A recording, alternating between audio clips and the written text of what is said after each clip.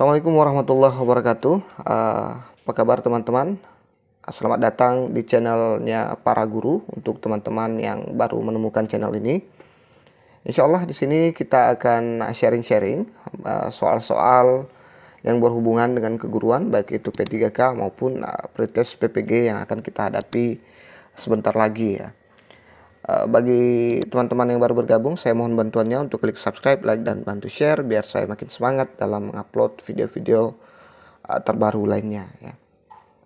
Baik, pada kesempatan kali ini saya mencoba untuk membuat soal yang berhubungan dengan pretest PPG ini untuk semua jenjang dan semua mapel ya, karena ini pedagogi ya. Pedagogi itu sekitar 30% nanti di pretest teman-teman.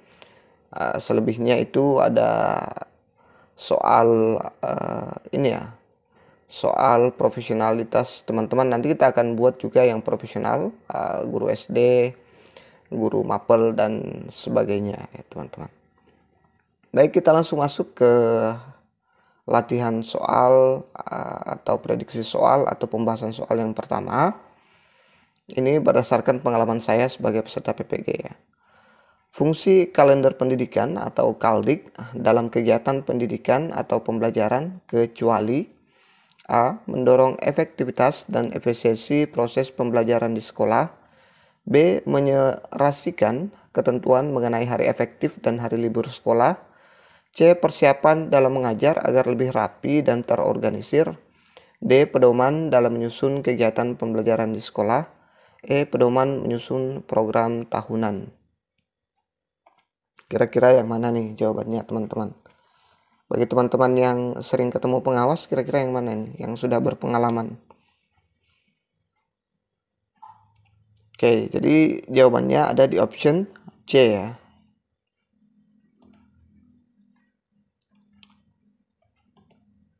Ini option C.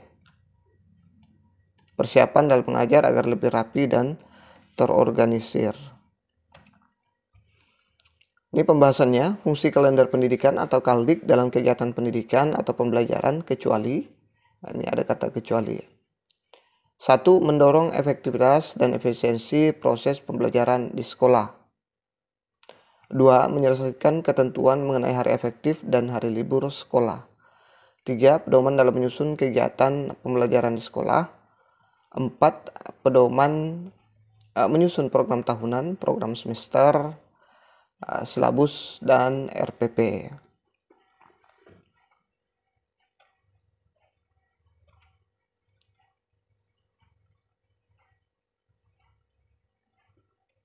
Oke, kita lanjut ke soal berikutnya. Program pengayaan adalah pembelajaran yang diberikan kepada peserta didik yang telah mencapai dan atau melampaui KKM. Mereka adalah peserta didik yang lebih cepat daripada teman-teman sekelasnya dalam menguasai bahan pelajaran yang diberikan kepadanya, atau dapat dikatakan mereka adalah peserta didik yang dapat cepat dalam menyelesaikan tugas belajarnya, sehingga diperlukan treatment atau perlakuan tambahan yang dapat meningkatkan pengetahuan dan keterampilan. Bentuk-bentuk pelaksanaan program pengayaan diantaranya kecuali. Jadi hati-hati, ada kata kecuali. A. Menugaskan peserta didik membaca materi pokok dalam kompetensi dasar selanjutnya.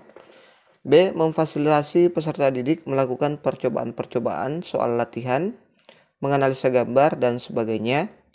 C. Membuat rangkuman materi kompetensi dasar yang sudah tuntas. D. Memberikan bahan bacaan untuk didiskusikan guna menambah wawasan para peserta didik. E. Membantu peserta didik lain atau teman yang belum mencapai standar ketuntasan belajar minimum.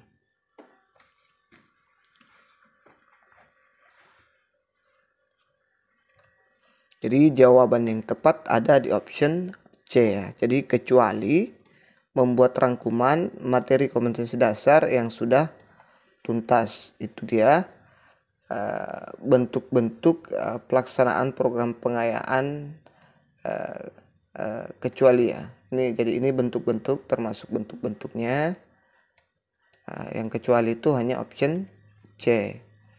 Kita lihat pembahasannya, membuat rangkuman tidak tepat digunakan sebagai pelaksanaan program pengayaan karena tidak menambah pengetahuan lebih lanjut bagi peserta didik ya. Jadi membuat rangkuman itu sama sekali tidak mempengaruhi atau tidak menambah pengetahuan lebih lanjut bagi peserta didik.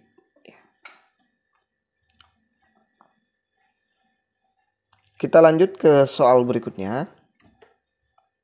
Soal-soal HOTS merupakan asesmen yang berbasis situasi nyata dalam kehidupan sehari-hari, di mana peserta didik diharapkan dapat menerapkan konsep-konsep pembelajaran di kelas untuk menyelesaikan masalah. Permasalahan nyata dalam kehidupan atau kontekstual yang dihadapi oleh masyarakat dunia berhubungan dengan lingkungan hidup, kesehatan, kebumian, dan ruang angkasa, serta pemanfaatan ilmu pengetahuan dan teknologi dalam berbagai aspek kehidupan. Berikut ini yang termasuk karakteristik asesmen kontekstual, kecuali, ada lagi kata kecuali. A. Relating assessment berhubungan dengan langsung dengan konteks pengalaman kehidupan nyata. B. Experiencing ditekankan pada penggalian atau exploration, penemuan, discovery, dan penciptaan, creation. C. Applying menuntut kemampuan peserta didik dalam menerapkan ilmu pengetahuan yang diperoleh di dalam kelas untuk menyelesaikan masalah-masalah nyata. D. Communicating menuntut kemampuan peserta didik mampu mengomunikasikan kesimpulan model pada kesimpulan konteks masalah. E. Transferring menuntut kemampuan peserta didik memahami konsep-konsep pengetahuan.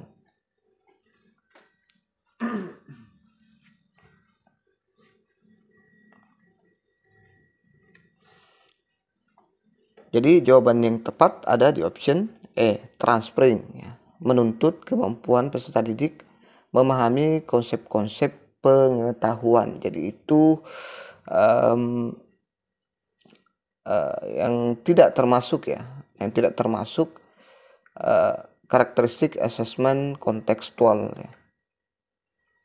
Dia tidak kontekstual ya. Pengetahuan itu kan tidak kontekstual. Coba kita bahas, lihat pembahasannya. Pembahasan ada 5 karakteristik asesmen kontekstual yang disingkat REACT ya.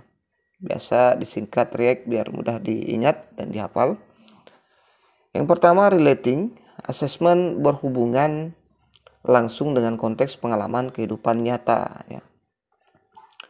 Yang kedua, experiencing ditekankan kepada penggalian atau exploration, penemuan, discovery, dan penciptaan, creation. Kemudian yang ketiga ada applying, menuntut kemampuan peserta didik dalam menerapkan ilmu pengetahuan yang diperoleh di dalam kelas untuk menyelesaikan masalah-masalahnya. Yang keempat, communicating, menuntut kemampuan peserta didik mampu mengomunikasikan kesimpulan model pada kesimpulan konteks masalah. Yang kelima, transferring, menuntut kemampuan peserta didik mentransformasi konsep-konsep pengetahuan dalam kelas ke dalam situasi atau konteks baru.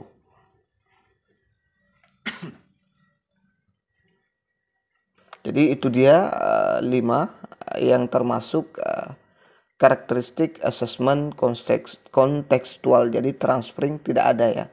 Kalau ingin mudah, ini saja yang diingat, REACT ya. Ada 5 ya. Ada R, ada I, E, C, T ya. REACT, relating, experiencing, applying, communicating, transferring.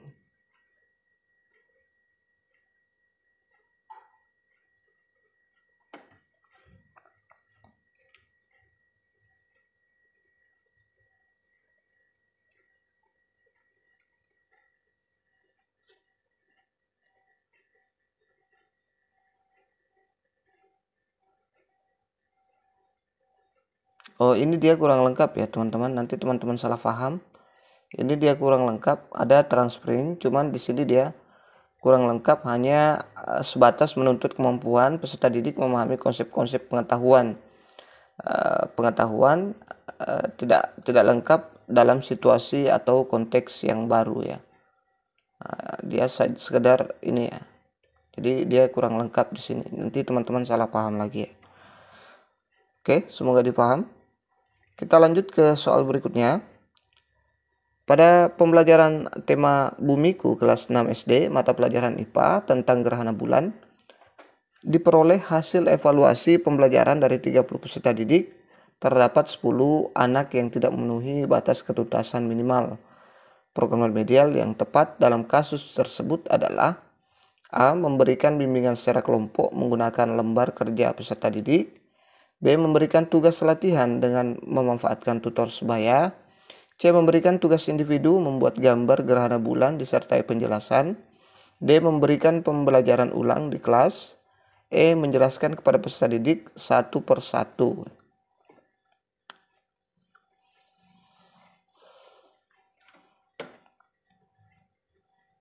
Ya, jadi ada 10 anak yang tidak memenuhi batas ketuntasan minimal ya. Program remedial yang tepat. Jadi program remedial itu bermacam-macam juga ya teman-teman. Tidak hanya remedial tok saja, tapi ada kriteria yang harus dilihat ya. Oke, jadi jawabannya adalah option B, memberikan tugas latihan dengan memanfaatkan tutor sebaya ya. Ya, kalau misalnya sekitar 10 anak yang tidak memenuhi batas ketuntasan minimal. Kita lihat pembahasannya. Program remedial dapat dilaksanakan melalui bimbingan secara perorangan. Bila ada beberapa peserta didik yang mengalami kesulitan yang berbeda-beda, sehingga memerlukan bimbingan secara individual. Bimbingan yang diberikan disesuaikan dengan tingkat kesulitan yang dialami peserta didik. Pemberian bimbingan secara kelompok bila terdapat beberapa peserta didik mengalami kesulitan yang sama. Pemberian pembelajaran ulang apabila sebagian besar atau semua peserta didik mengalami kesulitan. Pembelajaran dilakukan dengan metode dan media yang berbeda, menyesuaikan gaya belajar peserta didik. Guru perlu memberikan penjelasan kembali dengan menggunakan metode dan atau media yang lebih tepat. Pemberian bimbingan dapat dilakukan melalui tugas-tugas latihan, secara khusus dengan memanfaatkan tutor sebaya, baik secara individu maupun kelompok. Pada kasus tersebut terdapat 10 anak yang tidak tuntas program remedial berikut. A. Memberikan bimbingan secara kelompok menggunakan media gambar kurang tepat jika berkelompok karena bisa saja dalam satu kelompok seluruh peserta didik mengalami kesulitan belajar. Bagi yang option B, memberikan tugas latihan dengan memanfaatkan tutor sebaya tepat dilakukan karena bisa menghemat waktu dan mengefisienkan sumber daya yang ada. Dalam waktu yang sama, seorang guru bisa membantu kelompok siswa yang belum mencapai ketuntasan belajar. Jadi lebih cepat ya dibanding dengan yang option A tadi. Lebih cepat dia. Karena kita berbagi tugas kemudian bisa 2 lawan 1 ya, karena hanya 10 di antara 30 ada dalam seorang itu bisa menghadapi bisa 2 siswa yang menghadapi seorang, jadi sangat maksimal hasilnya, apalagi gurunya juga ikut mengontrol kesana kemari, jadi sangat bagus. Nah, ini dalam waktu yang sama guru bisa membantu kelompok siswa yang belum mencapai ketuntasan belajar dan juga kelompok siswa yang sudah mencapai ketuntasan belajar. Kelompok siswa yang sudah tuntas bisa menjadi tutor bagi teman sebayanya yang belum tuntas ya.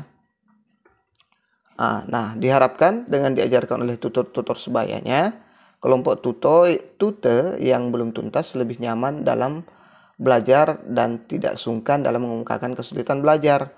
Kelompok siswa yang sudah tuntas diharapkan memperoleh pengalaman baru dari wawasan dalam belajar. Nah, makanya di sini juga dia ada timbal balik antara tutor dengan tute ya. Kalau yang tutenya dia biasanya tidak canggung dengan temannya, tidak sungkan dalam mengemukakan kesulitan belajar yang dihadapinya. Kemudian untuk si tutor ini dia juga mendapatkan pengalaman baru dan wawasan dalam belajar seperti itu. Kita lihat yang option C, memberikan tugas individu membuat gambar gerhana bulan disertai penjelasan kurang tepat, terutama bagi siswa yang mengalami kesulitan belajar berasal dari faktor dalam atau sulit berkonsentrasi, tidak mudah memahami. Nah, ini juga tidak tepat yang option E. Yang D, memberikan pembelajaran ulang di kelas tidak tepat karena mengurangi waktu pertemuan pembelajaran, terutama bagi kelompok yang sudah tuntas. Jadi agak rancu ya kalau kita memberikan pembelajaran ulang di kelas, ya agak mengacaukan suasana ya. Kemudian yang E, menjelaskan kepada peserta didik satu persatu tidak tepat karena terlalu banyak memakan waktu. Wah, ini juga terlalu banyak memakan waktu. Harus berapa lama kita harus menjelaskan ke satu persatu peserta didik kita yang belum tuntas ya. Oke. Kita lanjut ke latihan soal berikutnya. Jangan lupa subscribe, like, dan bantu share ya. Pembelajaran remedial dimulai dari identifikasi kebutuhan peserta didik. Kebutuhan peserta didik ini dapat diketahui dari analisis kesulitan belajar peserta didik dalam memahami konsep-konsep tertentu. Berdasarkan analisis kesulitan belajar itu, baru kemudian guru memberikan pembelajaran remedial. Peserta didik yang sedang mengalami kesulitan belajar berikut ini yang bukan instrumen untuk mengatasi kesulitan belajar peserta didik adalah jadi yang bukan instrumen mengatasi kesulitan belajar peserta didik. A. Tugas portofolio. B. Wawancara. C. Tes kepribadian. D. Kunjungan ke rumah. E. Observasi.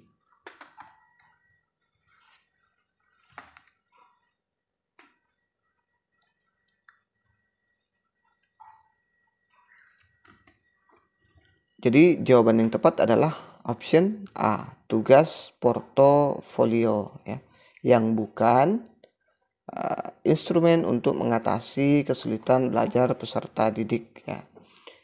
Yang lain ini merupakan instrumen untuk mengatasi kesulitan belajar peserta didik kecuali ini ya.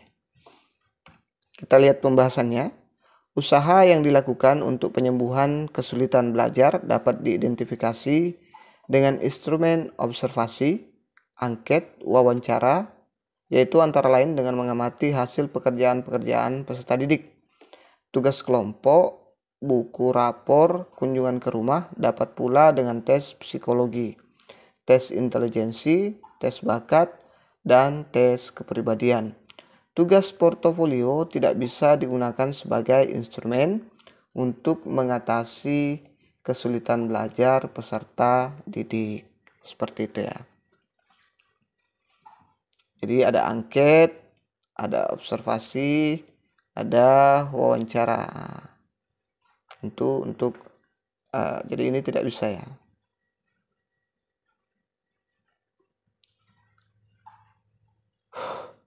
Kita lanjut ke latihan soal berikutnya.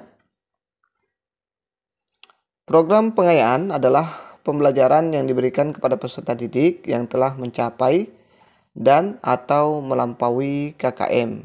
Ini ya, pengayaan.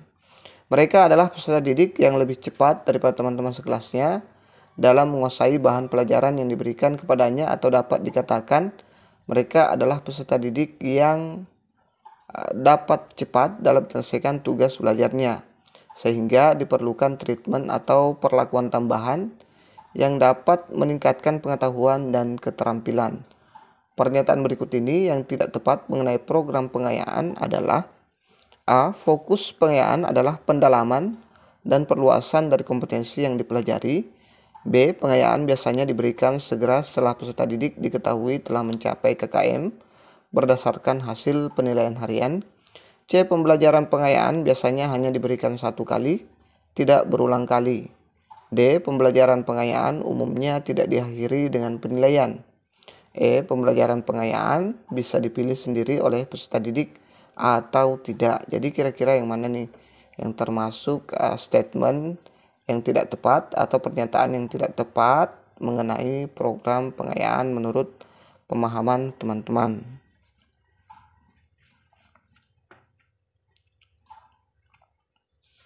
Oke, jadi jawaban yang tepat adalah option E.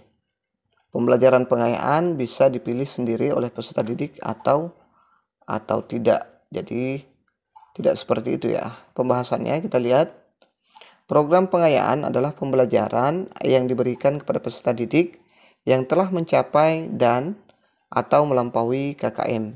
Mereka adalah peserta didik yang lebih cepat daripada teman-teman sekelasnya dalam menguasai bahan pelajaran yang diberikan kepadanya, atau dapat dikatakan mereka adalah peserta didik yang dapat cepat dalam menyelesaikan tugas belajarnya, sehingga diperlukan treatment atau perlakuan tambahan yang dapat meningkatkan pengetahuan dan keterampilan.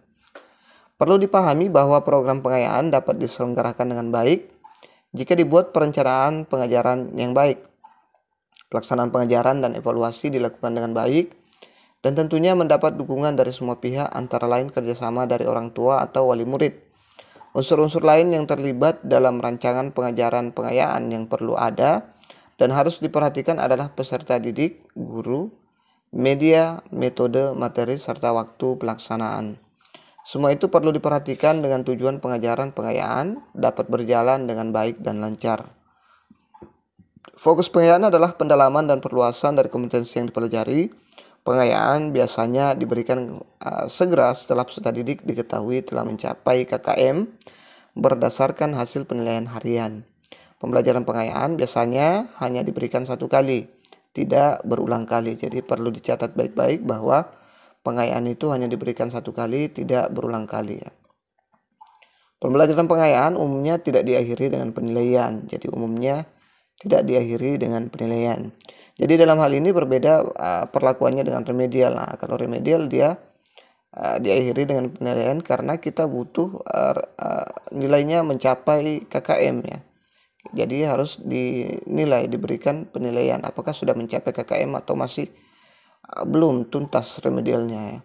Penentu peserta didik bisa mendapat program pengayaan atau tidak adalah guru, bukan peserta didik itu sendiri. Jadi ini sangat keliru kalau bisa dipilih sendiri atau oleh peserta didik atau tidak ya. Jadi yang menentukan pengayaan itu adalah guru, bukan peserta didiknya.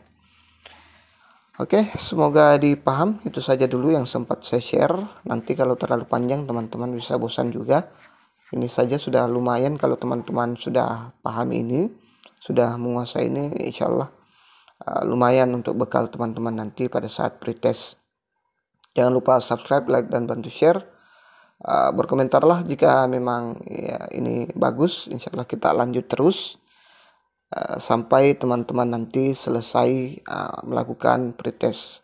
Perbanyak bekal teman-teman, kapan lagi ada kesempatan emas seperti ini ya. Oke, wassalamualaikum warahmatullahi wabarakatuh.